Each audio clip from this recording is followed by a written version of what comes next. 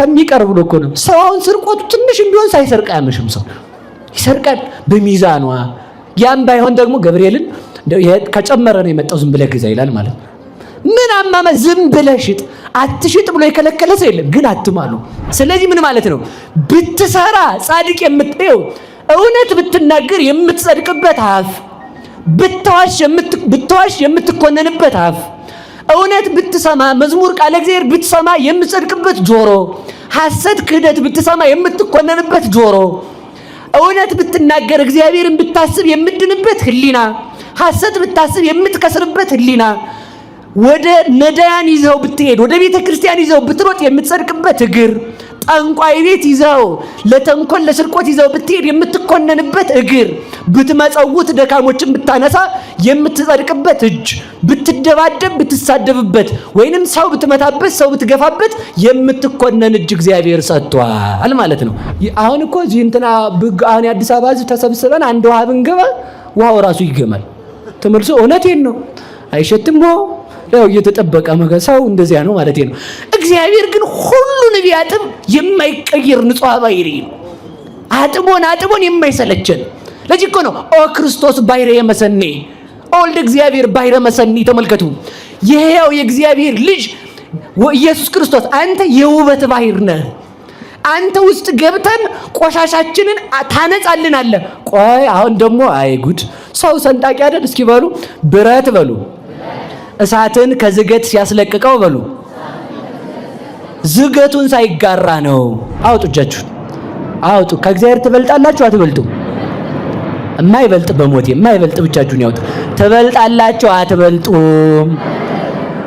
እግዚአብሔር በድለ ነው መጥቶ የታረቀን እርሱ ነው ወይንስ የበደልነው ወደነ የታረቅ ነው? የተበደለው ምን ብሎ ታረቀ? ክሶ ነው የሚባለው። ክሶ በሉ ምንድን ነው የካሰው? ያው አዳም ነው የበደለው። የሞተው ለአዳም ነው። የተገረፈው ለአዳም ነው። የታሰረው ለወንጀለኛው ነው። የተሰደደው ለወንጀለኛ ነው። ለወዳጁ ታይሆን ለጠላቱ የሞተ አምላክ ስላለን ማንን እንምሰል በሉ። ለእርቅ ተጠርተን በሉ ለጠባ እንዞርም።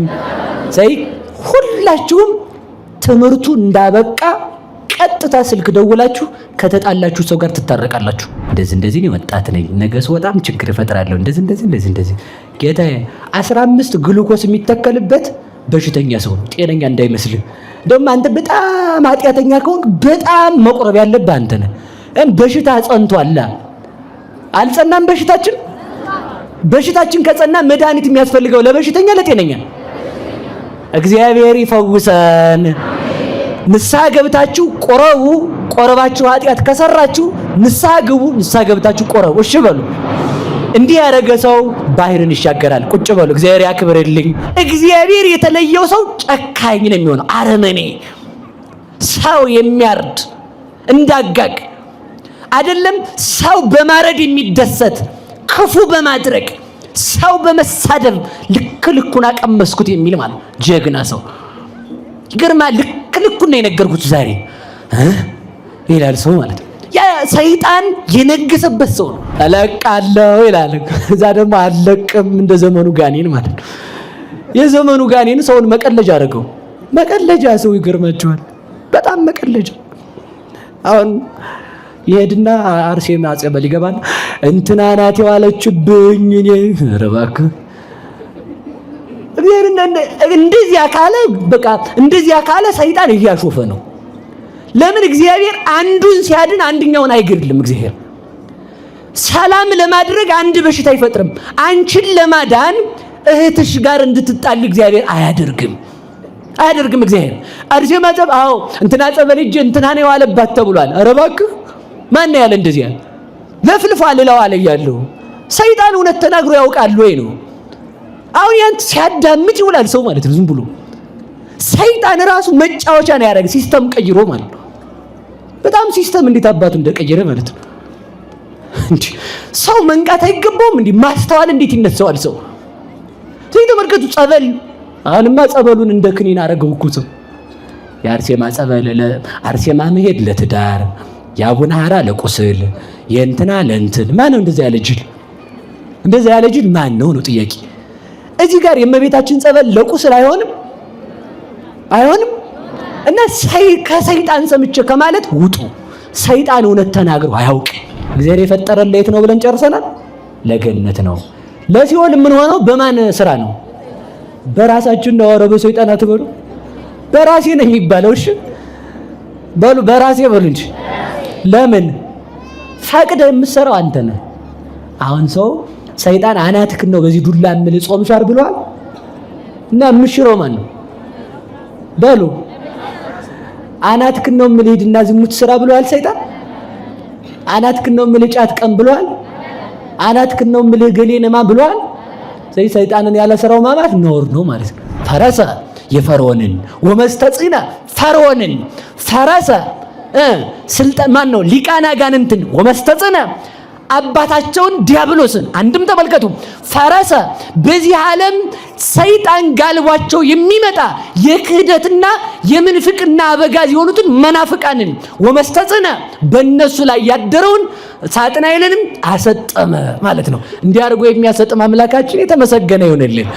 አሁን ሰው እኮ ደፋር እየሆነ የሚመጣው ከእናንተ ይልቅ እኛ ብሶብናል። እሺ አሁን ደግሞ እናንተ ላይ ተጋባ። አይ ጉዳይ ጉድ እውነቴን ነው ተጋብቶባችሁ አሁን ዛጋ ሰርቆ ሌባ አሁን መቤቴን ቤተክርስቲያን መጥቶ የማያውቅ ሌባ ከሆነ ዛጋ ሰርቆ አሁን ወዮላችሁ ብልኔ ማለት ነው። ሲገባ ጌታ ይቅር በለኝ ለምን ሲገባ ማለት ነው። ሳይቀስፈው ዝም ብሎ ከወጣ ከዛ ገብርሽ ነገ ገብርኤል ነው እንደዛ የሚለው ወጣቱ ማለት ነው። ነገ ደግሞ አመጣለኝ ያህል ይልና ይሄዳል። ስርቆቱን ሰርቆ ሲመጣ ዝም ሲለው ልቡ ይደነደናል። ከዚያ በኋላ ተመልከቱ ታቦት ሰራቂ ወደ መሆን ነው የሚያድገው። የካዱትን ሰዎች በባብ አስጨረሳቸው። አጉረምራሚ ክርስቲያን በመቅሰፍት ያልቃል። በእግዚአብሔር የሚያጉረመርም በመቅሰፍት ያልቃል። ክርስቲያን ስለሆናችሁ መንግስተ ሰማያት ነው የምትገቡት አልላችሁም። የእውነተኛ ክርስቲያን ከሆናችሁ መንግስተ ሰማያት ትገባላችሁ እንጂ።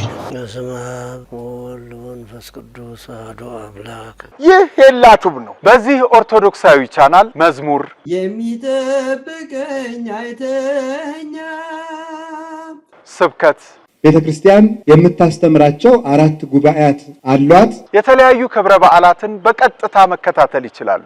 ቻናላችንን ሰብስክራይብ በማድረግ አገልግሎቱን ያግዙ።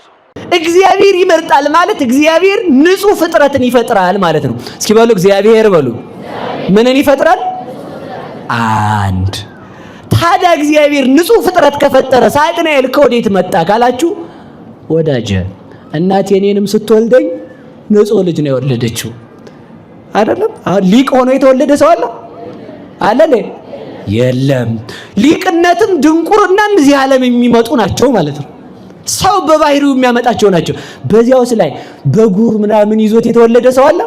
በሞቴ እንደው እንዳስቁ እንጂ እቺም ጺም ሆና እንዳትሉ አደራችሁን እንጂ እቺም እንትን ሆና እንዳትሉኝ። አሁን እኔ ስወለድ ጺም አልነበረኝም። አሁን ያው ጀምር ያለው በዚህ ማለት ነው። ጺም ያለው ልጅ ወልዳለች እናቴ በሉ እንጂ። አሁን ብግር አለባችሁ ሁላችሁ፣ ጡብ የሚል ነገር ማለት ነው። በጉር ብግር ምናምን ይባላል። እናታችሁ ስትወልድ ብግር ወልዳለች? በተወለደችው ንጹህ ሰው ተመልከቱ። በሞቴ በዚያውም ላይ እንጀራ ስትጋግሩ የሻገተ እንጀራ ጋግራችኋል? ምን እንጀራ ነው የጋገራችሁት? ሻጋታው ከየት መጣ? በሉ እንጂ ያው እንጀራው ነው ሻጋታ ያመጣው ማለት ነው። ሻጋታውን ያመጣው ራሱ ሻጋታው ዲያብሎስ ነው እንጂ እግዚአብሔር ንጹህ ዲያብሎስ ነው የፈጠረው። ኃጢአት ያልነበረበት ዲያብሎስ ነው የፈጠረው። ለኃጢአት ለክፋት መነሻ የሆነው ራሱ ሰይጣን ነው።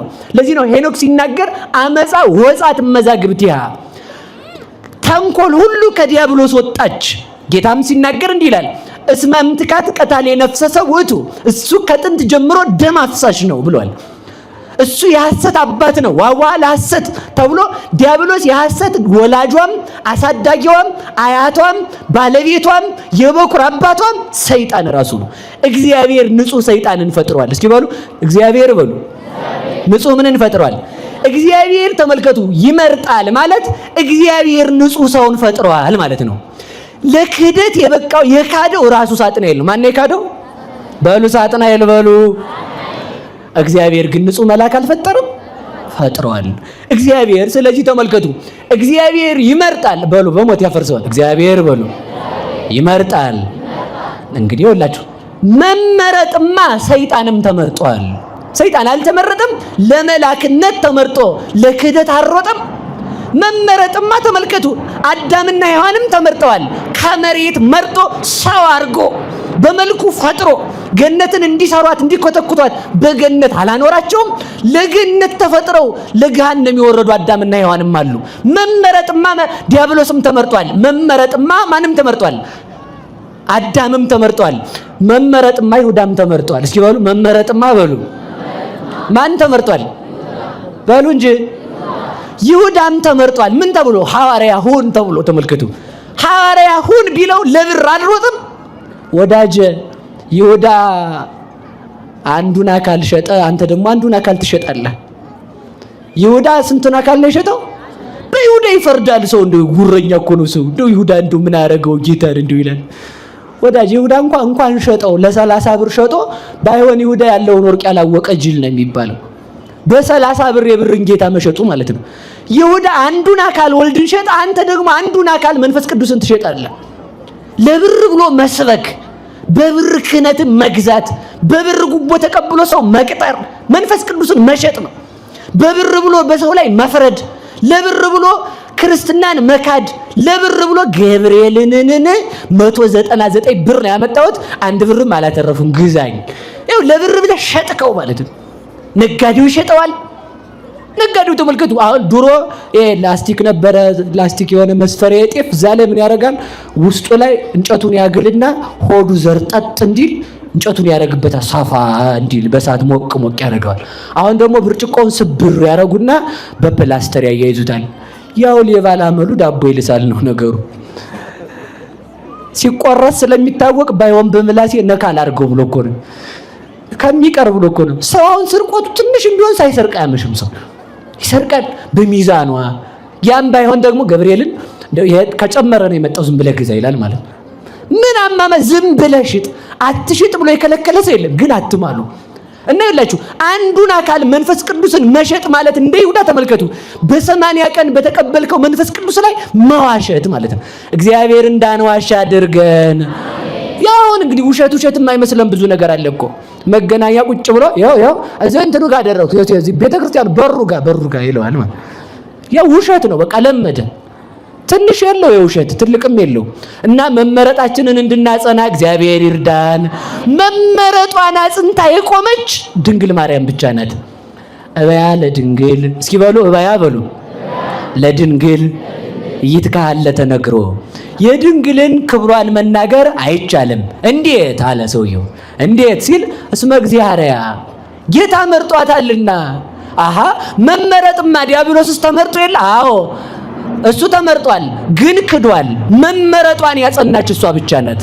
መመረጥማ ይሁዳስ ተመርጦ የለ እንዴ? አዎ ግን ታዲያ ይሁዳ ቢመረጥም ለክህደት ሮጧል።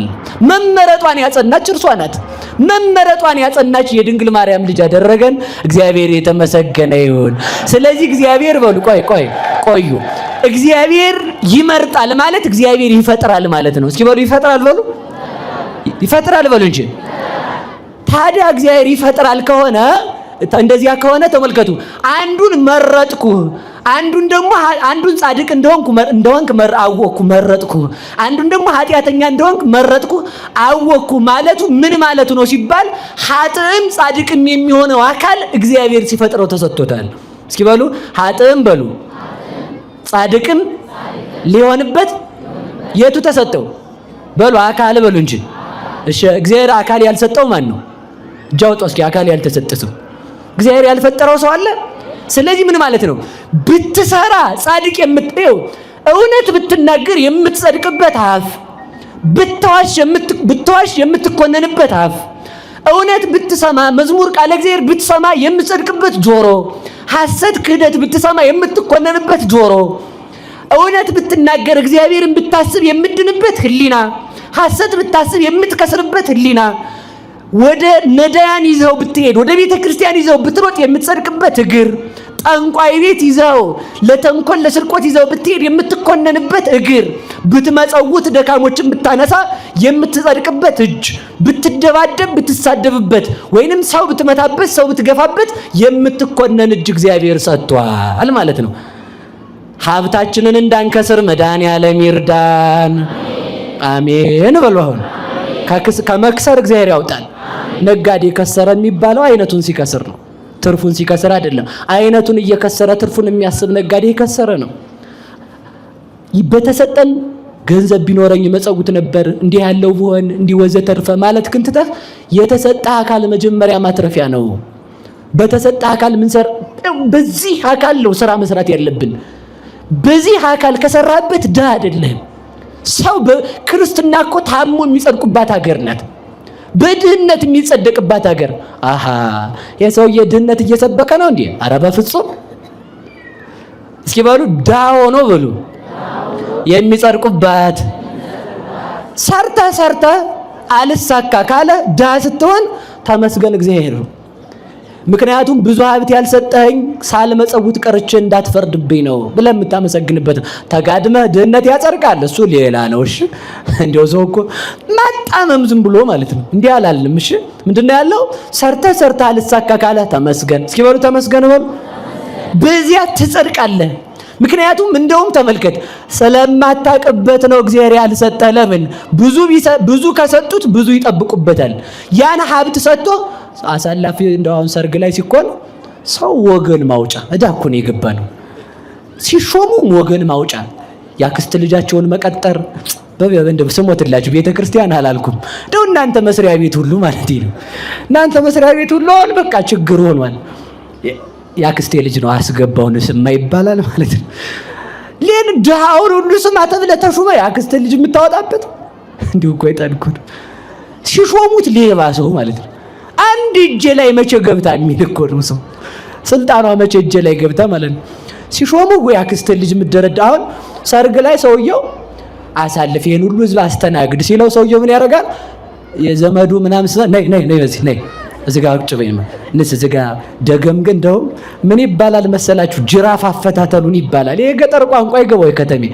እስኪ በሉ ጅራፍ አፈታተሉን በሉ። አትሉም? ጅራፍ አፈታተሉን በሉ። እኔ ጅራፍ ምንድነው መሰላችሁ? ከላይ ጆሮ ላይ 2 ነው። ታች እዚህ ጆሮ መያዣ ጋር ሲደርስ 3 ይሆናል። ከዛ ወደ ታች ሲወርድ እየቀጠለ 1 ይሆናል ማለት ነው። ስለዚህ ጅራፍ አፈታተሉን ከላይ ለዘመዶቹ 3 ይደግማል ማለት ነው። ታች ላይ ሲደርስ 1 ይሰጣል ማለት ነው። አሁን ፍርድ ቤት አሁን ቀበሌ ምናምን እንደው በዚህም ነው ያልኩ አደራችሁን። እንደው በዚህም በእኛ ቤት አካባቢ እንደው ጠጋ ብሎ ገለጥለጥ ቢደረግ 3 ሽርብ አይጠፋም ብዬ ነው። 3 ሽርብ እናንተ ጋርም አይጠፋም። እኩል ነን እኮ መቼ አሁን የኛ ሲሆን የሚታያችሁ እናንተንስ ማን ይንገራችሁ ብዬ ነው። እና ሰው አስተናጋጅ ነው ሰው አሳላፊ ቆሞ ይሁዳን የሚያሰኘው ምን መሰላችሁ? አሳላፊ ሆኖ መብላቱ። እስኪ በሉ አሳላፊ ሆኖ በሉ መብላቱ። 12ቱ ቆሞ ያስተናግዳሉ፣ 12ቱ ይበላሉ። የዚህ ያለ ተራው ይሁዳ ማስተናገድ ነው። ጌታ ሰው እንዳላስቸግር ብሎ የቸርነት አምላክ አይደል ወጥ እያወጣ ይበላል። ከዛ ይሁዳ ምን አለ? እስኪ እንደው ወጡን ቃመሰል አድርገው ብሎ እጁን ከተተበት ማለት ነው። አስተናጋጅ ሆኖ መብላት ተመልከቱ። አስተናጋጅ ሆኖ የሚበላ ሞልቷል። አሁን ልቅም አድርጎ ማለት ነው። ምንም እንዲሁ እሺ የልጃችንን አሳገሰሱን ያብላን እያለ ይበላል ሰው። እንግዲህ ወደ ነገር ልመልሳችሁ አላችሁ። እግዚአብሔር ይመርጣል በሉ እንጂ ምን ይሰጣል ማለት ነው? አካል በሉ እንጂ ያ የሰጠ አካል እንደምትጸድቅበትም እንደምትኮነንበትም ማን ያውቃል? በሞቴ ንገሩኝ። ስለዚህ ምን አለ? አንዱን በእናቱ ማይፀን ሳለ ደግነትን አወቅኩ፣ አንዱን ደግሞ በእናቱ ማይፀን ሳለ ምን አወቅኩ? ክፋትን አወቅኩ። ክፋትን አወቅኩ ማለት መጨረሻ ላይ የምትሰራውን ስራ አውቃለሁ ማለት ነው እንጂ እግዚአብሔር ወስኖ ለሲኦል ያደረገው የለም። እግዚአብሔር ለመንግስቱ ያብቃን። አሜን በሉላችሁ።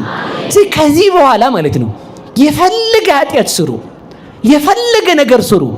በውኑ ውቅያኖስን ወደ ጨውነት የሚቀይር ጨው አለ ወይ?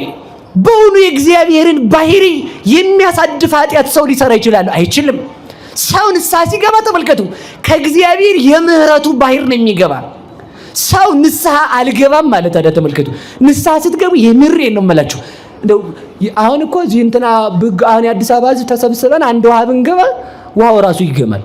ተመልሶ እውነቴን ነው አይሸትም ነው ያው እየተጠበቀ ሰው እንደዚያ ነው ማለት ነው። እግዚአብሔር ግን ሁሉን ቢያጥብ የማይቀየር ንጹሕ ባሕሪ ነው። አጥቦን የማይሰለቸን። ለዚህ እኮ ነው ኦ ክርስቶስ ባሕረ የመሰኔ ወልደ እግዚአብሔር ባሕረ መሰኒ። ተመልከቱ የሕያው የእግዚአብሔር ልጅ ኢየሱስ ክርስቶስ አንተ የውበት ባሕር ነህ። አንተ ውስጥ ገብተን ቆሻሻችንን ታነጻልናለህ። ቆይ አሁን ደግሞ አይ ጉድ ሰው ሰንጣቂ አይደል? እስኪ በሉ ብረት በሉ እሳትን ከዝገት ሲያስለቅቀው በሉ ዝገቱን ሳይጋራ ነው በሏ። እግዚአብሔር የኛን ኃጢአት ሲያነጻን ውሃ ሲያጥብህ ቆሻሻን ይዞ ነው ጌታዬ። እግዚአብሔር ሲያጥብህ ኃጢአትህ ተለጥፎበት እንደውሃው ተዋህዶት አይደለም። ብረት እሳትን ንጹህ ሲያደርገው እሳቱ ሳይዝግ ብረቱን እንደሚያነጻው እግዚአብሔር ከኃጢአታችን ሲያጠራን ኃጢአታችን ሳያሳድፈው ነው። ኃጢአታችን ሳያሳድፈው የሚያነጻን አምላክ የተመሰገነ ይሁን። እንደውም ዘማሪት እህታችን ደጀ ሰላም ስትል ሰማት ልባል አለቻር። እስኪ በሉ ደጀ ሰላም በሉ እስኪ። ቆይ አሁን እዛ ባሕር ውስጥ መግባት ትፈልጋላችሁ? አትፈልጉም? በእምፈልጉ እጃችሁን አውጡ። እጃችሁን እዛ ባሕር ውስጥ የሚያነጻው ባሕር ውስጥ መግባት። ያ ባሕር ክርስቶስ ነው። ያ ባሕር ማን ነው? በሉ ክርስቶስ ነው በሉ እንጂ። እሺ ትገቡ እንደ ቆሻሻችሁ ትቀሩ በሉ እንገባለን በሉ። አረ በሉ ባሕር ውስጥ ለመግባት አንድ መስፈርት አለ። እሱ ምንድነው? አረ አላልኩም። ንስሐማ ባሕር ነው። ምንድነው እሱ? አብ ምንድነው? ቅድመ ተመልከት ጸሎት እስኪ በሞት ያፈርሰው። ቆይ ጸሎት የምታረጉ ሰዎች እጃችሁን አውጡ። እንደው አፈርሰዋል እግዚአብሔር ያያችኋል። እኔማ ስለማለቅ ነው የጠየኳችሁ። እስኪ እጃችሁን ከፍ አድርጉት። እኔ እንዳይ እስኪ ከፍ እንደው አንዳንድ ቱቱቱ የምትሉ ጠዋት ባሉ መቼም እንደዚያ ነው ይል ችግር የለም እግዚአብሔር ይሰማዋል። ሰይጣን ይኸው ባይገባህም ጸሎትህ ላንተ ሰይጣን ስለሚገባው ዝም ብለህ ጸልይ ነው። ገብቶሃል አይደል? ሰይጣን ይገባዋል ከማን ጋር ለመሆን። እስኪ እሺ ቂም ያለባችሁ ሰዎች ደግሞ ተነሱ ቁሙ። ዋ አሞታል ይሄ ሰው እንዴ? ቁሙ ብያለሁ አይደል? እሺ ነው የሚባለው። ቁሙ ስለ እግዚአብሔር ብላችሁ ቁሙ። አሁን ሐኪም ቤት ሄዳችሁ አልመረመርም አትሉ ማለት የሐኪም ቤት ነው፣ ፋርማሲ ነው። እውነቴን ነው አይደል? ኤምባሲ ነው ይሄ፣ መታከሚያ ቤት እኮ ነው። እስኪ ቁሙ፣ ቂም ያለባችሁ ቁሙ። አፈርሰውን ማን ያያል? ሁላችሁ እግዚአብሔር ያያል በሉ። ሁላችሁ ማን ያያል? እኔ ልፈርድባችሁ አይደለም፣ ዝም ብላችሁ ቁሙ። እምቢ ካላችሁ ደግሞ ትዕቢት ነው። ቁሙ። አይ ቁሙ፣ ሁለተኛ መምህርማ አይመጣም። ቁሙ ብዬ እኔ ቂም ያለበት ሰው ይቁም። ይቁም። እስኪ ልጨርስ ነው ትምህርቴን። እንግዲህ ምን ታሪክ ሰዓቱም አለቀ ብዬ እስኪ እግዚአብሔር ያያቸዋል። ይኸው አዛኝን እውነቴን ቁሙ፣ ተነሱ፣ ያለባችሁ ቁሙ። ቀልድ የለም እንዲህ አይነት። ለዚያ እኮ ነው ጥቅስ ያደረግ ነው የኛ ነው የኛ ዝም ብሎ ማለት ነው ሰው። እስኪ የተቀመጠ የለበትም። ልጅ ያዝሽ ቁጭ በይ፣ እግዚአብሔር ያክብርሽ እናቴ። ቁጭ በይ አንቺ ልጅ። ቆሙ እኮ ነው ያልኩት። የቆማችሁማ ቆሙ እዛው። እሺ በሉ ባሕር መግባት እፈልጋለሁ በሉ። ያ ባሕር ምንድን ነው? ንስሐ በሉ እንጂ። ያ ባሕር ማን ነው? ክርስቶስ በሉ። እዚያ ለመግባት ምንድን ነው የተባለው? ጸሎት ልጸልይ እጅን ልዘረጋ ቆም ስትል የተጣላው ጸሎት የተጣላው ሰው ቢኖር መጽሐፉን ክድና አድርገህ ምን በለው ሄደህ ምን በል በሉ ንገሩኝ በሉ እንጂ። ለእግዚአብሔር ገንዘብ አምጥተህ ልትመጣ ስትል ደጀ ሰላሙ ላይ ስትደርስ መስዋዕቱን ልትሰጥ ይዘህ መጥተህ ደጀ ሰላሙ ላይ እንደደረስክ የተጣላው ሰው ትዝ ቢልህ ብሩን አስቀምጣው ሂድ በሉ ተናገሩ። ብሩን አስቀምጣው። ከዛ ምን ብለህና? አንደኛው እንደው ገንዘብ ሌባ እንዳይወስደው እያልክ እየባከንክ እንድትመጣ ነው። ብር ወዳጅ አይደል ሰው? አንዱ እሱ ነው። ሁለተኛው ግን አንተ የምትሰጠውን የልብስ ላቂ የሳንቲም ድቃቂ እግዚአብሔር አይፈልግም። እግዚአብሔር የሚፈልገው ፍቅር ነው። እስኪ በሉ እግዚአብሔር የሚፈልገው በሉ ፍቅር ነው። ስለዚህ ንስሐ ለመግባት ምን ያስፈልጋል? ፍቅር በሉ እንጂ። የመጀመሪያ የተጣሉትን ምን ማለት መማር ነው የሚባለው። በሉ መማር በሉ። አውጡ እጃችሁን አውጡ። ከእግዚአብሔር ትበልጣላችሁ አትበልጡ? የማይበልጥ በሞቴ የማይበልጥ ብቻችሁን ያውጡ። ትበልጣላችሁ አትበልጡም? እግዚአብሔር በድለነው መጥቶ የታረቀን እርሱ ነው ወይንስ የበደልነው ወደነው የታረቅ ነው? የተበደለው ምን ብሎ ታረቀ? ክሶ ነው የሚባለው። ክሶ በሉ ምንድን ነው የካሰው? ያው አዳም ነው የበደለው። የሞተው ለአዳም ነው። የተገረፈው ለአዳም ነው። የታሰረው ለወንጀለኛው ነው። የተሰደደው ለወንጀለኛው ነው። ለወዳጁ ታይሆን ለጠላቱ የሞተ አምላክ ስላለን ማንን እንምሰል? በሉ ለእርቅ ተጠርተን በሉ ለጠባ እንዞርም። ዘይ ሁላችሁም ትምህርቱ እንዳበቃ ቀጥታ ስልክ ደውላችሁ ከተጣላችሁ ሰው ጋር ትታረቃላችሁ። በሉ እሺ በሉ። ከማን ባይር ለመግባት ያው የምንጸልየው ጸሎት ማን አይሰማውም? በሞቴ ንገሩኝ። አንድ ጊዜ ጅል አድርጋችሁ የሚቀለድበት አሁን እግዚአብሔር መቀለጃ ነው የሆነው። አቡነ ዘበሰማያት ይትቀደስ ስምከ እንደው ስራዬን አሳካው ባሌም እንደዛ ልጆችም መኪናውም። ኧረ አንተ እግዚአብሔርን አሰማም። ሳሰማውም ብሎ ነው የሚሰማህ።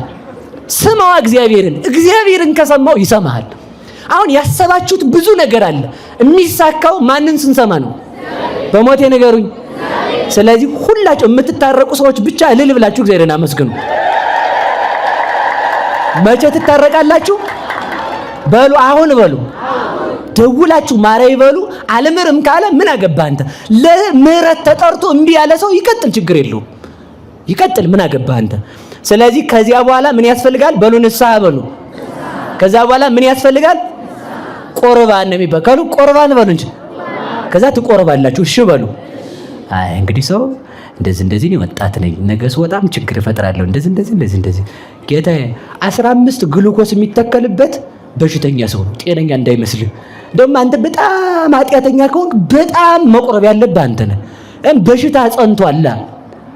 አልጸናም በሽታችን ከጸና መድኃኒት የሚያስፈልገው ለበሽተኛ ለጤነኛ። እግዚአብሔር ይፈውሰን። ንስሐ ገብታችሁ ቆረቡ። ቆረባችሁ ኃጢአት ከሰራችሁ ንስሐ ግቡ። ንስሐ ገብታችሁ ቆረቡ። እሺ በሉ። እንዲህ ያደረገ ሰው ባህርን ይሻገራል። ቁጭ በሉ። እግዚአብሔር ያክብርልኝ። ስለዚህ እግዚአብሔር ለእርቅ ጠርቶናል፣ ታርቀናል። ለስጋው ደሙ ጠርቶናል፣ ተመልሰናል። እግዚአብሔር የፈጠረን ለገነት ነው። ሁላችሁም በሉ እግዚአብሔር የፈጠረን በሉ። ለየት ነው የፈጠረን? ታዲያ ይሄን ነው መያዝ ያለብን። ለክርስትና ተጠርተ ለክህደት እንዳትሄድ። ይሄን እግዚአብሔር በተጠራንበት ያኖረን። አሜን ይባላል። እሺ አሁን ወደ ነገር የለድ የፈርዖንን በሉ ምኑን አጸናለሁ? አንደኛ ትርጉም ሰው መራራት የሚችለው እግዚአብሔር ከእርሱ ጋር ሲሆን ነው። ርኅራኄ ማን ነው? በሉ እግዚአብሔር በሉ እንጂ። እግዚአብሔር የተለየው ሰው ርኅራኄ የለውም። እንግዲህ ለሙሴ የፈርዖንን ልብ አጸናዋለሁ ያለ እግዚአብሔር ምን ማለት ነው ስትሉኝ፣ በፈርዖን ላይ አድሬው የነበርኩት እኔ እግዚአብሔር ከፈርዖን እለያለሁ። የዚያን ጊዜ ፈርዖን ጨካኝ ይሆናል። ፈርዖን ጨካኝ ሲሆን እኔም መቅሰፍት አዘንባለሁ። በመቅሰፍቴም ፈርዖን አይመለስም። ፈርዖን በመቅሰፍቴ ስለማይመለስ በባህር ስጥመት አሰናብተዋለሁ አለ እግዚአብሔር። ስለዚህ ተመልከቱ፣ እግዚአብሔር የተለየው ሰው ጨካኝ ነው የሚሆነው፣ አረመኔ ሰው የሚያርድ እንዳጋግ አይደለም። ሰው በማረድ የሚደሰት ክፉ በማድረግ ሰው በመሳደብ ልኩን አቀመስኩት የሚል ማለት ጀግና ሰው ይገርማ። ልኩን ነው የነገርኩት ዛሬ ይላል ሰው ማለት ያ ሰይጣን የነገሰበት ሰው ነው። ክፋት በማድረግ ሰው በማጣላት የተተበተበ ሰው እግዚአብሔር የተለየው ሰው ይባላል። ማን የተለየው? በሉ ንገሩኝ። መሐሪው እግዚአብሔር የተለየው ሰው መማር አይችልም። አዋቂው እግዚአብሔር የተለየው ሰው የእውቀት ህሊናው ይነሳል። ለዚህ እኮ መናፍቃኑ ተነግረው የማይሰሙት ተነግረው መጽሐፉን እያዩት የማይሰሙት ልቡናቸው ስለታወረ ነው። እግዚአብሔር ሲለይ ሰው ጨለማ ይሆናል። መሐሪው እግዚአብሔር ሲለይ እርግጠኛ ነኝ እግዚአብሔር አለባችሁ እናንተ። አሁን እውነቴን ነው። አሁን በከንቱ ላጽናናችሁ አይደለም፣ እንደዚህ እንደኛ ማለት ነው። አላደር ሰው በቃ ድነሃል ኢየሱስ ጓዳህን ይሞላዋል አካውንት ላይ እንዲህ ያለ ብር፣ እንደዛ አይደለም። ሰው መማር የሚችለው መሐሪው ማን ከእርሱ ጋር ሲኖር ነው። ሰው አላየችሁትም? ተው ታረቅ ስትሉት ተው ስለማታውቅ ነው። ስንት ዓመት ቻልኩት መሰለ ጌታ። አንተን ስንት ዓመት ነው እግዚአብሔር የተሸከመ? ስንት ዓመት ተሸክሟል? ደውስ ከነ ጉዳጉድህ ማለት ነው። አንተ እኮ በመረጃ አሁን ሰው ሲያጣራ እንዴ ተመልከቱ። አይ ትናንት እኮ ያላየው መስሎ ነው ስትለው አረ እንደዚህ ሳረጋ አይተኛል። አይቻል እንደሱ ታረጋ እንደዚህም ሳረጋ በቃ መረጃ የሚለቅመው ማለት ነው። በዚያች መረጃ ነው ሰው ለመጥላት የበቃ ነው። እግዚአብሔር ግን ሙሉ ማንነታችንን እያወቀ ያልጠላን እግዚአብሔር ብቻ ነው። መሐሪው እግዚአብሔር የተለየው ሰው መማር አይችልም። ሰው ለዚያ እኮ ነው ታረቅን ያውን አዛኝን እውነቴን ነው ያልተበደላችሁ ሆኖ አይደለም ማሩ ያልኳችሁ። እንደዚያ ኮተት ማብዛት አይደለም የሚያጸድቃችሁ። እግዚአብሔር ይኸውላችሁ በመጨረሻው ፍርድ ቀን እንኳን ኃጥአንም ምንድነው የሚላቸው መሰላችሁ? እናንተ የተረገማችሁ ወግዱ ነው የሚላቸው።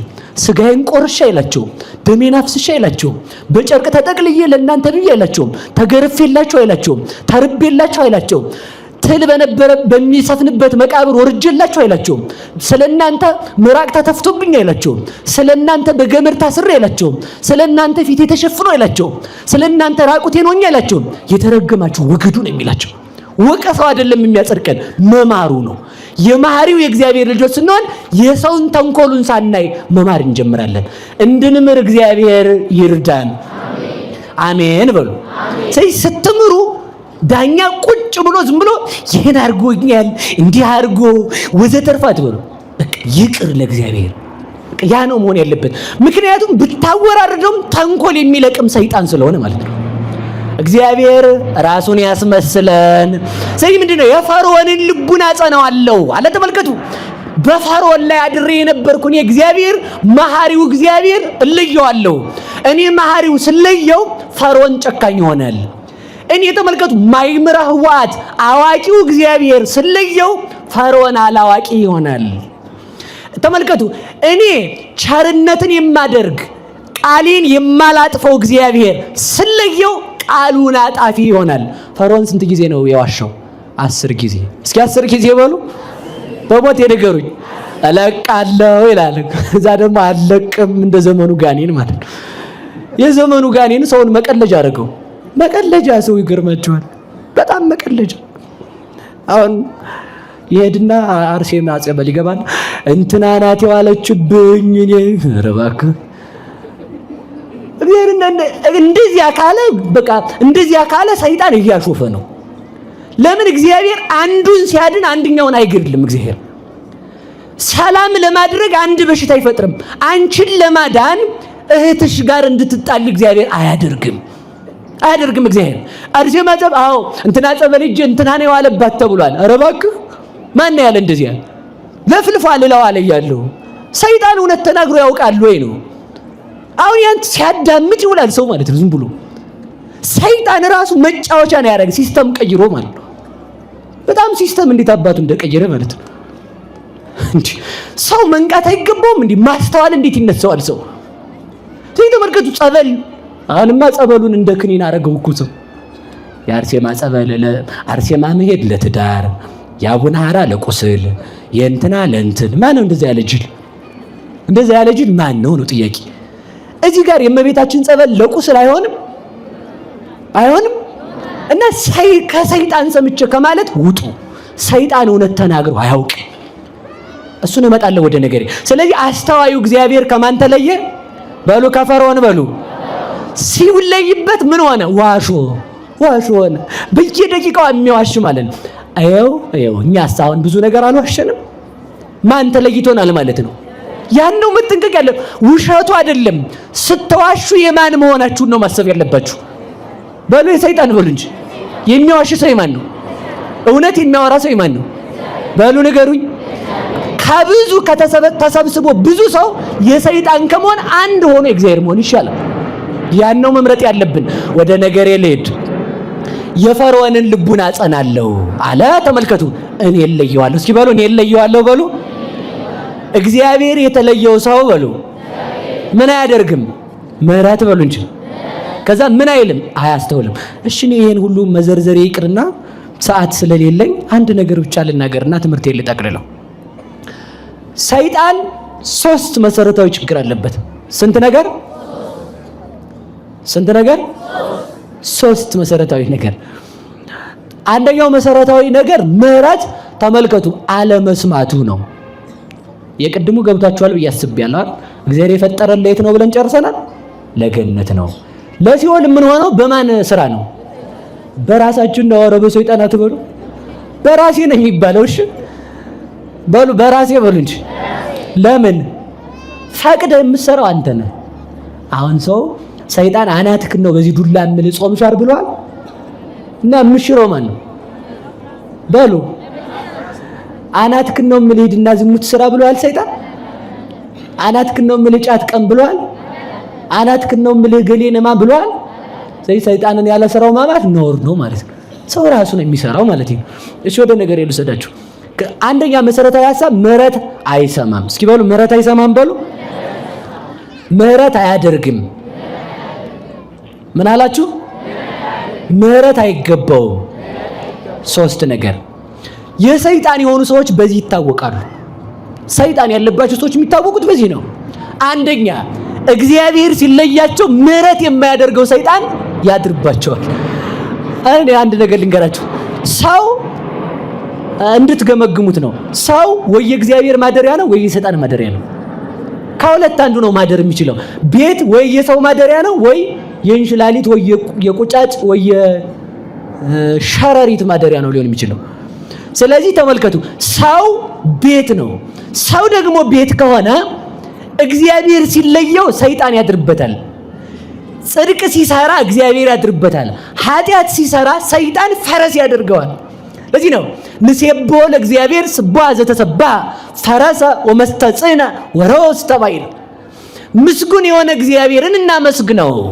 ምስጉን የሆነ ማለት ተመልከቱ፣ የተመሰገነ እግዚአብሔርን ማለት በዚህ ዓለም ሰዎች ቢመሰገኑ ሊቅ ብንላቸው ደንቆሮ ናቸው፣ አዋቂ ብንላቸው ምንም የማያውቁት አለ። ያውን ኮሽ የማይልብኝ ነገር አለ ብዙ።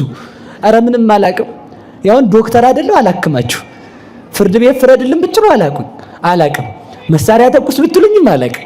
ኮሽ የማይልብን ነገር አለ ሰው ማለት ነው። አዋቂ ብትሉ ደንቆሮ ነው አንድ ወገን። ተመልከቱ፣ እግዚአብሔር ግን ሁሉን አዋቂ ነው፣ የተመሰገነ በእውቀቱ። ሰውን ኃያል ብትሉት ድካም ይስማማዋል፣ ይደክማል፣ ካልበላ ይደክማል፣ በኃይለኞች ተይዞ። እግዚአብሔር ግን የባህሪ ኃያል ነው። ጥበበኛ ብትሉት ሰውን የማያውቀው ድንቁርና አለበት። እግዚአብሔር ግን የባህሪ ጠቢብ ነው። ጥበበኞችን የሚረታ ጥበበኛ ነው። ጦር አደራጅቶ ሳይሆን ባሰቡት ሐሳብ የሚያሸንፍ ነው። እግዚአብሔር ሐሳብ አምጥቶ ሳይሆን ሐሳብ የሚያመጣውን መሳሪያ በማድረግ በጣም የሚገርመው እሱ ነው። ተንኮለኛውን ሰው ተመልከቱ። አሳሪውን አሳዳጁን ጳውሎስ ማርኮ ተሳዳጅ አደረገው። አያችሁ አይደል? ጥበብ ማለት እሱ ነው። አሳዳጁን ተሳዳጅ አደረገው፣ ገዳዩን ሟች አደረገው፣ ሰቃዩን የሚሰቀል አደረገው፣ ገራፊውን እንዲገረፍ አደረገው፣ አሳሪውን ጳውሎስን እንዲታሰር አደረገው። ከእግዚአብሔር በላይ ያለን ነገር መልሶ ሰው ማድረግ የሚችል ማንም የለም። ጥበበኛ እሱ ብቻ ነው። ፈረሰ ወመስተጽነ ወሮስተ ባሕር። ፈረሰ የፈርዖንን ወመስተጽነ ፈርዖንን ፈረሰ ስልጣን ማን ነው? ሊቃነ አጋንንትን ወመስተጽነ አባታቸውን ዲያብሎስን። አንድም ተመልከቱ፣ ፈረሰ በዚህ ዓለም ሰይጣን ጋልቧቸው የሚመጣ የክህደትና የምንፍቅና አበጋዝ የሆኑትን መናፍቃንን ወመስተጽነ በእነሱ ላይ ያደረውን ሳጥናኤልንም አሰጠመ ማለት ነው። እንዲያርጎ የሚያሰጥም አምላካችን የተመሰገነ ይሁንልን። ስለዚህ ተመልከቱ፣ እግዚአብሔር ሲለየው ምንድነው? ሰይጣን ምህረት መስማት አይችልም። ሰዓት የለኝም መሰል ይችን ብቻ ነው የምናገረው። ታሪኩን ሌላውን አልተርክም። እስኪ በሉ ሰይጣን በሉ ምን መስማት አይችልም በሉ። ምህረት ስለማይሰማ ምህረት አያደርግም። ምን አያደርግም? ምህረት ስለማያደርግ ምህረት አይገባውም። ምህረት አይገባውም በሉ እንጂ። ምህረት ስለማይገባው የሰውን ክፋቱን ሸልጎ አይተውም። ልብ በሉ። ምህረት ለማያደርግ ሰው ሥላሴ አይምሩትም። ምን ማለት አለ? እኛም የበደሉንን ይቅር እንዳል አንተ ምን በለን ነው? ይቅር በለን።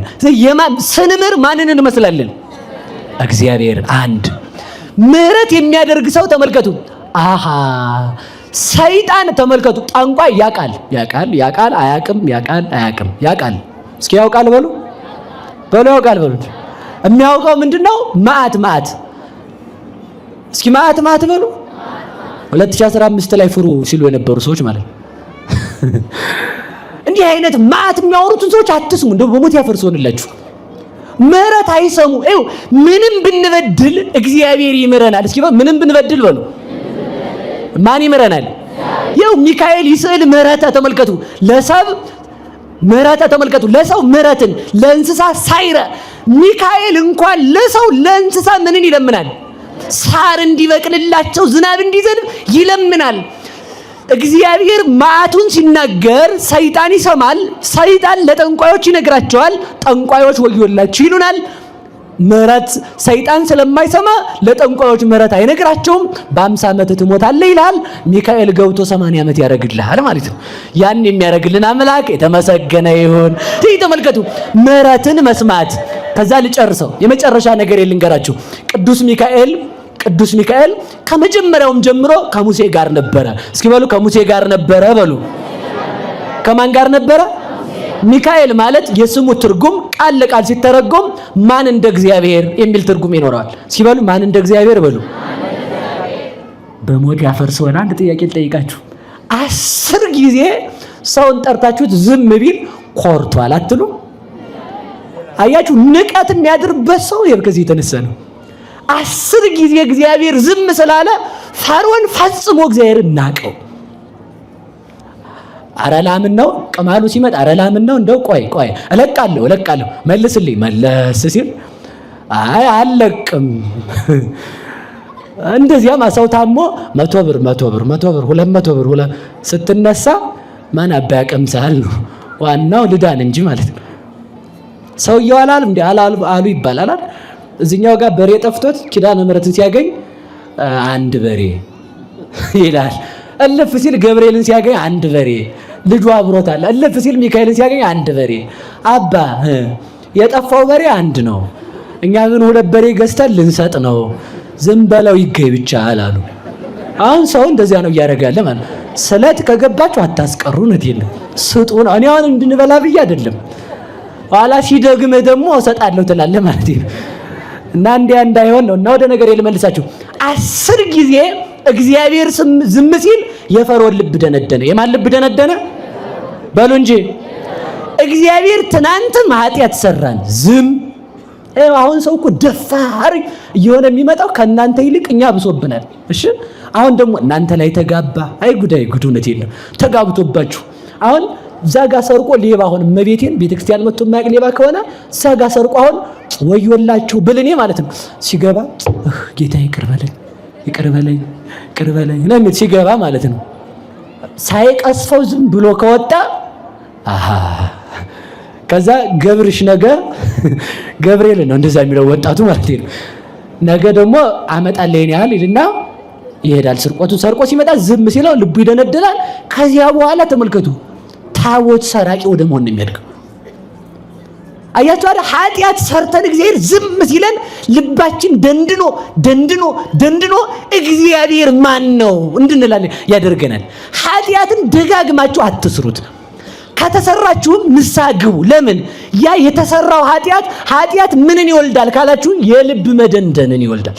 ሲወል የልብ መደንደን በሉ እንጂ ከማአስዋር ስቧን ይላል ቅዱስ ዳዊት። እንደ ኮርማ በሬ መጀመሪያ ጥጃው ነው ባለቤቱ እንደዚህ ሽት ሲያደርገው ዝም ብሎ ፍሩሽካውን እየበላ ሲሄድ ልቡ እየሞላ ይሄዳል።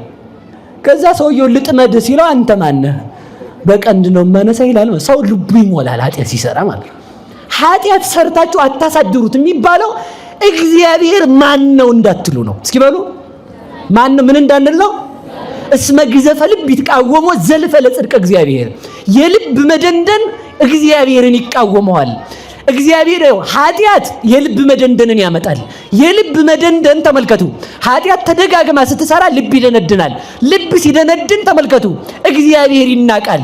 እግዚአብሔር ሲናቅ የእግዚአብሔር መቅሰፍት በአገር ላይ ይዘንባል ማለት ነው። የእግዚአብሔር መቅሰፍት እንዲዘንብ ያደረገው የኛ ልብ መደንደን ነው። እግዚአብሔር ልባችንን ይመልሰው። አሜን በሉ። እንግዲህ በቃ ወደ መጨረሻው ልሂድ። ከዛ ሙሴ 10ን ታምራት አደረገ። አልዘረዝርም፣ በጣም ብዙ ትርጓሜያት ናቸው ያሉት። አሳለፈን ብዬ ልጨርሰው ብዬ ነው። ከዛም በኋላ 10 ጊዜ ሲደረግ ፈርዖን እምቢ አለ። መጨረሻ ላይ ተመልከቱ ፈርዖን ሙሴን እየተከተለ ሄደ ማለት ነው። ማንን እየተከተለ በሉ እንጂ ንገሩኝ። አሁን ደግሞ እዚህ የጥብርያዶስ ሰው ነው የሞላው። የጥብርያዶስ ሰው እንጀራ ሲኖር የሚመጣ ማለት ነው። በለው ስቀለው ሲባል አብሮ የሚያሰቅል ማለት ነው። እንደ ጥብርያዶስ ሰው ከግብጽ እንውጣ ወጡ። ከዛ ፈርዖን ሰራዊቱን ይዞ ሲመጣ ሙሴን በድንጋይ እንውገር አሉት ማለት ነው። ሙሴን በድንጋይ አንተ ነህ ከግብጽ ያወጣን የግብጽን ዱባ እንደልባችን እንዳንበላ እንደው እንዲህ ያሉት እኮ ብፁዕ ዘይሴሰይ የማይደፍር ፋራቲሁ ለፈርዖን ወእማይ አይጋቲያ ለግብጽ። የፈርዖንን ትራፊ የሚበላ ሰው ብፁዕ ነው። የግብጽን ዱባ የሚበላ ሰው ብፁዕ ነው። የግብጽን ውሃ የሚጠጣ ሰው ብፁዕ ነው ማለት ያዙ ማለት ነው። እግዚአብሔር ከእንዲህ አይነት ሕሊና ይሰውረን። እንደው የፈርዖን ባሪያ ከመባል የፈርዖን ባሪያ ከመባል እኮ የእግዚአብሔር ባሪያ መባል ትልቅ ክብር አለው።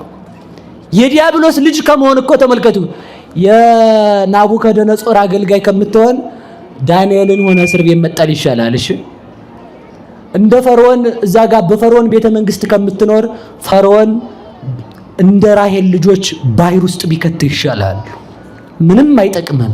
ስለዚህ ተመልከቱ፣ እንደዚያ ባሉ ጊዜ ተመልከቱ፣ ሙሴ እንዲህ አለ፣ እግዚአብሔር ወይ ይህንን ልበ ደንዳና ህዝብ ምን ብለህ ነው ያመጣብኝ? እኔ ፈጥሬያቸዋለሁን አለ፣ ተማረረ። የዚያን ጊዜ እግዚአብሔር ሙሴን እንዲህ አለው፣ ሙሴ አይዞህ፣ አሁንም ካንተ ጋር ነኝ። አሁንም ከማን ጋር ነኝ? ካንተ ጋር ነኝ። በያዝከው በትር ኤርትራን ባሕር ምታው። ከዚህን በኋላ ጠላትህን ለአታየውም እስከ መጨረሻው አለ። ምንን አታየው? እኔ በሞት ያፈርሰዋል። በጣም የሚገርመኝ ነገር አለ። እግዚአብሔር ደመና አውርዶ በቅዱስ ሚካኤል አማካይነት ለእስራኤል ጋርዶላቸው ፈርዖንና እስራኤል ላማቸውን አንድ ዛፍ ላይ ፈርዖን በወዳ በኩል ሆኖ ፈረሱን አንዷ ዛፍ ላይ አብረው አስረው ሳይተያዩ አደሩ ማለት ነው። አንዷ ዛፍ ላይ አስረው ማለት ነው። በእግዚአብሔር ሲሆን ይቻላል። ማን ሲመጣ በሉ? ቅዱስ ሚካኤል በሉ እንጂ። ቅዱስ ሚካኤል ሲመጣ ጠላት ይጋረዳል፣ ባሕር ይከፈላል። ተመልከቱ። ከዚያም በኋላ ጠዋት ሲነጋ ባሕሩን በሙሴ በትር ከፈለው እግዚአብሔር። በማን በትር ከፈለው? ልቡ የደነደነ ፈርዖን ተከተለው ማለት ነው። ከዚያም በኋላ እስራኤል ገብተው ሲሻገሩ ተመልከቱ።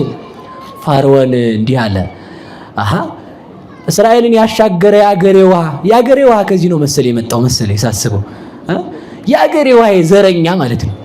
የአገሬ ውሃ ፈርዖን እስራኤልን እያሻገረን የና ያሻገረም እንዴ ግባ ተባብሎ ገመድ ለገመድ ተያይዞ ሁሉም ግጥም ብሎ ሲገባ እስራኤል ግጥም ብለው ሲወጡ ምን አለ ሙሴ? ባሕርን በበትርህ ምታ አለ እግዚአብሔር። ባሕርን በምን ምታ? የፈርዖን ሰራዊት ጠቅልሎ ሲገባ ሙሴ ባሕርን በበትር ሲመታው ባሕሩ ተመልሶ ፈርዖንን አሰጠመው። ተመልከቱ፣ ፈርዖን ተመልከቱ፣ እስራኤልን በሚያሰጥምበት ባሕር ሰጠመ። 10 ተአምራት ሲደረጉ ሙሴን እስካለማወቅ ፈርዖን ደረሰ አለ። ሙሴ የክርስቶስ ምሳሌ ነው። ኤርትራ ባሕር ተመልከቱ፣ ኤርትራ ባሕር የክርስቶስ የነፍስ የሥጋው ምሳሌ ናት። ያቺ ኤርትራ ባሕር ከሁለት በተከፈለች ጊዜ ፈርዖን ልቡ ደንድኖ እስራኤልን ለመያዝ እንደተከተለ ክርስቶስ በስልጣኑ በመልዕልተ መስቀል የሙሴ በትር መስቀል ነው። በመልዕልተ መስቀል ተሰቅሎ ነፍሱን ከስጋው በለየባት በዚያች ቅጽበት ላይ ሳጥናኤል ክርስቶስን አምላክ አይደለም ፍጡር ነው ነብይ ነው ብሎ አምላኬ ለምን ተውከኝ ሲል ሲያለቅስ በመስቀል ላይ ሆኖ መራራ ሞት ሲጠጣ ምራቅ ሲተፋበት አይሁድ ሲወጉት አይቶ ፍጡር መስሎት መጥቶ ተመልከቱ። በዚያች ቅጽበት ላይ ነፍሱን ከስጋው በለየባት ቅጽበት ላይ ዲያብሎስን በደሙ አሰጠመልን። መድኃኔዓለም ክብርና ምስጋና ለእርሱ ይሁን። ፈርዖን ልቡ ደንድኖ ሙሴን ማወቅ እንደተሳነው ዲያብሎስ ልቡ ደንድኖ የእግዚአብሔርን አምላክነት ማወቅ ተስኖታል። ከዚያም በኋላ ተመልከቱ፣ አንድ ልጨምርላችሁና የመጨረሻ እንደዋዛኝን የመጨረሻ ነው። አሁን አንድ ብቻ በቃ ስለማያልቅ ምን አደርገዋለሁ ብላችሁ ነው። እስኪ በሉ እስራኤል በሉ ከፈርዖን ከወጡ በኋላ በሉ ሁላችሁ ባሕር የተሻገረ በግ የበላ ሰው ነው። በሌላ አነጋገር ያቺ ኤርትራ ባሕር የሲኦል ምሳሌ ናት። ሲኦልን ማለፍ የሚችል የክርስቶስን ስጋና ደም የተቀበለ ሰው ነው። አይቻልም። ያለዚያ ያልበላ ሰው አይወጣም። ሌላው ቀርቶ ተመልከቱ፣ እርሾ ያለበት ቂጣ የበላ ሰው ተወግራ ትገደል ያቺ ነፍስ ተብሏል። እርሾ ያለበት ቂጣ ማለት ምን ማለት ነው? እርሾ የዘር ምሳሌ ነው። ያለ እርሾ የጸሎት ሐሙስ ዕለት የሚጋገረውን ቂጣችሁን እየነገርኳችሁ ነው። የከተማ ሰው እርሾ እያደረገ ይጋገራል ሊጣፍጠው ማለት ነው። አይደረግም። እሺ የሚጋገረው እንዲሁ ነው። ለምን እንዲሁ ይደረጋል ቢባል እንበለ ዘር የተጸነስክ ነህ ለማለት ነው። እርሾ አርጋት ሳታረጉ ቂጣ ጋግሩ ማለቱ እግዚአብሔር እሱ ምን ያደርግለታል? አይቀምሰው ቴስቱን ምን ያደርግለታል? እንግዲህ ምንድነው ሲባል እንበለ ዘር ነው የምወለድ ማለቱ ነው። ክርስቶስን እንበለ ዘር በዘር ተወልዷል ሩቅ ብእሲ ነው የሚል ባሕረ እሳትን አይሻገርም። የግብጽ ሲሳይ ሆኖ ይቀራል። እኛ ግን ክርስቶስን እንበለ ዘር ተወልዷል ብለን እናምናለን። የእሱ ልጆች ያደረገን ይመስገን። ከግብጽ ከወጡ በኋላ ባሕር ተከፈለ። እስኪ ከግብጽ በሉ ከወጡ በኋላ ምን ተከፈለ? ባሕር ከተከፈለ በኋላ በየት አደሩ? በድንኳን በሉ። ከዚያ በኋላ ለዘላለም ፈርዖንን አላዩትም። እኛም ለዘላለም ዲያብሎስን ላናይ በባሕረ ጥምቀት ስንጠመቅ ዲያብሎስን ለዘላለሙ ላናየው ሳጥናኤልን ቀብረን አሮጌ ማንነታችንን ቀብረን ክርስቶስን ለበስን። እርሱ ራሱን ያለበሰን መድኃኒዓለም የተመሰገነ ይሁን።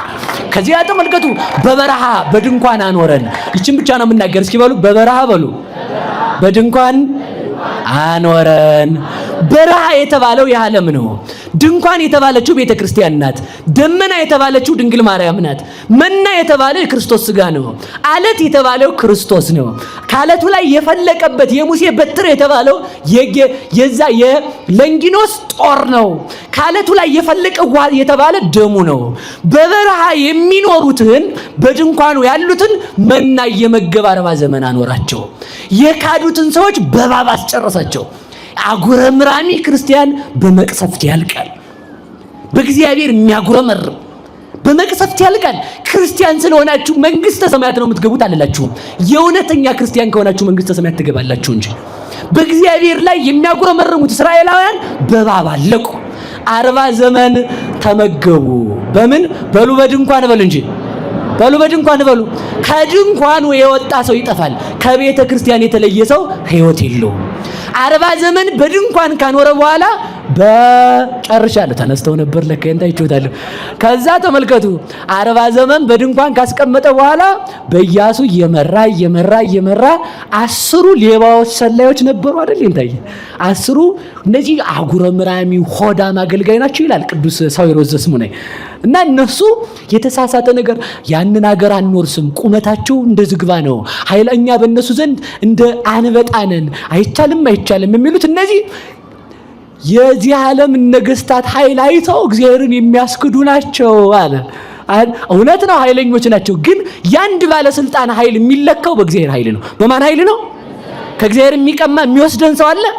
ከዚያ በኋላ ተመልከቱ 40 ዘመን እንደዚያ ካረገ በኋላ በኢያሱ እየመራ ምድረ ርስት አወረሳቸው። ያቺ ምድረ ርስት የእመቤታችን የመንግስተ ሰማያት ምሳሌ ናት። እዚያች የሚሄዱት በካህናት የሚመሩ ናቸው። በእነሱ ስንመራ ተመልከቱ እንዘ ሚካኤል ያውር ቅድመ ትዕይንቶሙ ለእስራኤል። ሚካኤል ግን በሉላችሁም ከእስራኤል ከተማ ፊት ለፊት ይሄድ ነበር። እስከ የት ድረስ? እስከ ምድረ ርስት በሉ እንጂ ሚካኤል እስከ የት አብሮን አለ? እስከ መንግስተ ሰማያት በሉ። እስከ የት አብሮን አለ? እስከ መንግስተ ሰማያት አብሮን አለ። ዕብራውያን ምዕራፍ 1 ላይ አኮኑ መላእክት መንፈስ ሙንቱ በእንተላለው ሚረሱ ሕይወተ ዘላለም። መላእክት የሰው ልጆች የእግዚአብሔርን መንግስት ይወርሱ ዘንድ የሚላላኩ አገልጋዮች አይደሉም። ምን እንዳለ ሚካኤል ሲመጣ ከምድር አሸዋ ከሰማይ ከዋክብት የበዙ መላእክት መጥተው ይረዱናል። ሚካኤልን የሰጠን እግዚአብሔር የተመሰገነ ይሁን። ወስብሐት ለእግዚአብሔር። ይቆየን። ይህ የላችሁም ነው። በዚህ ኦርቶዶክሳዊ ቻናል መዝሙር የሚጠብቀኝ አይተኛ፣ ስብከት፣ ቤተ ክርስቲያን የምታስተምራቸው 4 ጉባኤያት አሏት። የተለያዩ ክብረ በዓላትን በቀጥታ መከታተል ይችላሉ። ቻናላችንን ሰብስክራይብ በማድረግ አገልግሎቱን ያግዙ።